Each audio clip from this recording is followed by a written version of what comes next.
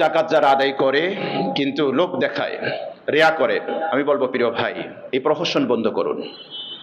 জাকাত আদায় করার জন্য ঢাকা থেকে সাংবাদিক ভাড়া করে নিয়ে যাবেন, জাকাতের লুঙ্গি, জাকাতের শাড়ি, এখন তো মার্কেটই হয়েছে, এগুলো বন্ধ করুন প্রিয় ভাই। আপনার জাকাতের সম্পদ তো যাবে, জাকাত আদায় হবে না, বরঞ্চ আপনি গুনাহগার হবেন। এবং আপনার জন্য রয়েছে মারাত্মক সতর্কবার্তা। সহিহ মুসলিমের লম্বা চওড়া একটা হাদিস এসছে, লম্বা চওড়া হাদিস। 3 শ্রেণীর মানুষকে আল্লাহ পাক বিচারের জন্য ডাকবেন কিয়ামতের দিবসে। 3 শ্রেণীর মানুষকে ডাকবেন। এক শ্রেণীর মানুষ হচ্ছে মুজাহিদ, যারা আল্লাহর রাস্তায় আল্লাহর জীবন উৎসর্গ করেছে। চিন্তা করতে পারে, নিজের জীবনটা পর্যন্ত আল্লাহর রাস্তায় দিয়ে দিয়েছে। আল্লাহ পাক বলবেন, বান্দা তোমাকে আমি জীবন দিয়েছিলাম, শক্তি দিয়েছিলাম, কি করেছো? সে বলবে, আল্লাহ তোমার জন্য জীবন উৎসর্গ করে দিয়েছি। আল্লাহ বলবেন, বান্দা তুমি এজন্য জীবন উৎসর্গ করেছিলে, মানুষ তোমাকে বাহাদুর বলবে, বীর বলবে, যোদ্ধা বলবে, এটা দুনিয়াতে বলা হয়েছে, বাস আমার কাছে তোমার কোনো প্রতিদান নাই, যাও জাহান্নামে যাও। তাকে মাথাটা নিচের দিকে দিয়ে টেনে হেঁচড়িয়ে তাকে জাহান্নামে নিক্ষেপ করা হবে। 2 নম্বর, আলেমকে ডাকা হবে। আলেমকে ডেকে বলবে, আল্লাহ তোকে বুদ্ধি দিয়েছিলাম, মেধা দিয়েছিলাম, কি করেছিস বল? সে বলবে, আল্লাহ কোরআন শিখেছি, কোরআন পড়েছি, বহু কষ্ট করেছি, ত্যাগ স্বীকার করেছি, অনেক কিছু করেছি। আল্লাহ বলবেন, বান্দা তুই এজন্য ইলম শিখেছিলি, মানুষ তোকে আলেম বলবে, মানুষ তোকে হাফেজ বলবে, মানুষ তোকে কারি বলবে, বাস এটা বলা হয়েছে, আমার কাছে কোনো প্রতিদান নাই। নির্দেশ দেওয়া হবে, মাথাটা নিচের দিকে দিয়ে টেনে হিঁচড়ে তাকে জাহান্নামে নিক্ষেপ করা হবে। 3 নম্বর, ওই ব্যক্তিকে ডাকা হবে, অনেক সম্পদশালী ব্যক্তি। তাকে ডেকে আল্লাহ জিজ্ঞেস করবেন, বান্দা এত সম্পদ দিয়েছিলাম, কি করেছো? সে বলবে, রব্বুল আলামিন এমন কোন খাত নাই তোমার, মসজিদ বলেন, মাদ্রাসা বলেন, এতিমখানা বলেন, এতিমদের বলেন, গরিব বলেন, এমন কোন জায়গা নাই আমি আপনার সম্পদ, আমার সম্পদ দান করি নাই। আল্লাহ বলবেন, বান্দা এজন্য তুমি দান করতা যে মানুষ তোমাকে দানশীল বলবে, সুতরাং সেটা বলা হয়ে গিয়েছে, আমার কাছে তোমার কোনো প্রতিদান নাই, যাও জাহান্নামে চলে যাও। হে আমার প্রিয় ভাই, নিজের জীবনটা আল্লাহর জন্য উৎসর্গ করা, এর চেয়ে বড় আলেম কি হতে পারে?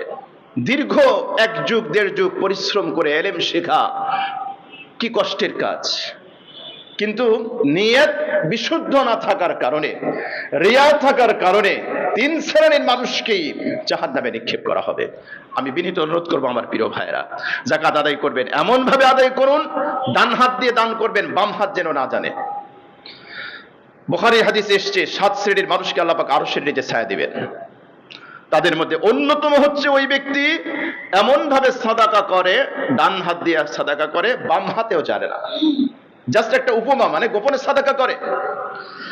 দ্বিতীয় যে কথাটা বলবো, আপনি যাকে জাকাত দিচ্ছেন, আপনি যেন এ কথা মনে না করেন যে আপনি তার প্রতি অনুগ্রহ করেছেন, বরং আমাদের মাইন্ড সেটআপটা কেমন হওয়া চাই, আমাদের কনসেপ্টটা কেমন হওয়া চাই। আমার ফরজ ইবাদত পালনের জন্য জাকাত গ্রহণ করে সে আমাকে সহযোগিতা করেছে, এজন্য সে থ্যাঙ্কস পাওয়ার উপযুক্ত, ধন্যবাদ পাওয়ার উপযুক্ত। মাইন্ড সেটআপটা এরকম হবে।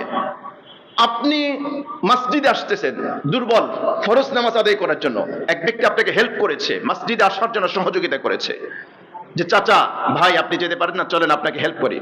আপনি মসজিদে ঢুকে তাকে একটা ধন্যবাদ জানাবেন, ভাই আপনাকে অনেক ধন্যবাদ, আপনি আমাকে মসজিদে এসে জামাতের সাথে নামাজ আদায় করার জন্য হেল্প করেছেন, সহযোগিতা করেছেন।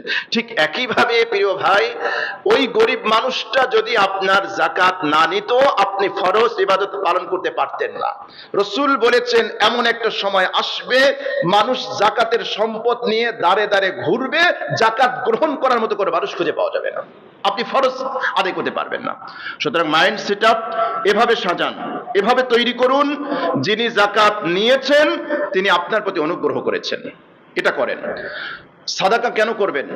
ইন্নামা নুতইমুকুম লিওয়াজহিল্লাহ লা নুরিদু মিনকুম জাযাআ ওয়ালা শুকুরা। আপনার সাদাকা আল্লাহর জন্য হচ্ছে কি হচ্ছে না, কোরআনের এই আয়াত দ্বারা, সূরা দাহরের এই আয়াত দ্বারা পরীক্ষা করুন। আল্লাহ পাক ওই বান্দাদের প্রশংসা করেছেন, ইন্নামা নুতইমুকুম লিওয়াজহিল্লাহ, যারা বলে আমি তোমাকে খাবার দিয়েছি আল্লাহর সন্তুষ্টির জন্য, আমি তোমাকে সাদাকা করেছি আল্লাহর সন্তুষ্টি অর্জনের জন্য, লা নুরিদু মিনকুম জাযাআ ওয়ালা শুকুরা, আরে কোনো প্রতিদান তো চাই না, এমন কি তুমি আমাকে থ্যাঙ্কস বলবা এটাও চাই না। আপনার সাদাকাটা যদি এই মানদণ্ডে হয়, আপনি আলহামদুলিল্লাহ বলতে পারেন যে আপনি আল্লাহর জন্য করেছেন। আর যদি চিন্তা করেন আপনার চাচাতো ভাই গরিব মানুষ, জাকাতের বড় একটা অংশ দিয়েছে, সে ফোন করে আপনাকে ধন্যবাদ জানায়নি, আপনার মুখটা কালা, আরে ভাই আপনি ধন্যবাদের জন্য তো জাকাত দেন নাই, ধন্যবাদ পাওয়ার জন্য আপনার এত আগ্রহ কেন? কোরআন বলছে, কোরআন বলছে, আমি বলছি না, হাদিসও না, কোরআন বলছে, ভালো করে হৃদয়ে গেঁথে নিন আয়াতটা, ইন্নামা নুতইমুকুম লিওয়াজহিল্লাহ লা নুরিদু মিনকুম জাযা। আপনি তাকে দিলেন, সে আপনাকে কিছু দিবে, এটা তো নাই। ওয়ালা শুকুরা, সে শুকরিয়া আদায় করবে, থ্যাঙ্কস বলবে, ধন্যবাদ বলবে, জাযাকাল্লাহ বলবে, এটাও আপনি চান না। এই মানদণ্ডে যদি আপনার সাদাকা দেওয়ার পরে ফিলিংসটা আসে, আপনি আলহামদুলিল্লাহ বলতে পারেন। আর যদি না আসে, নিজেকে শুধরান।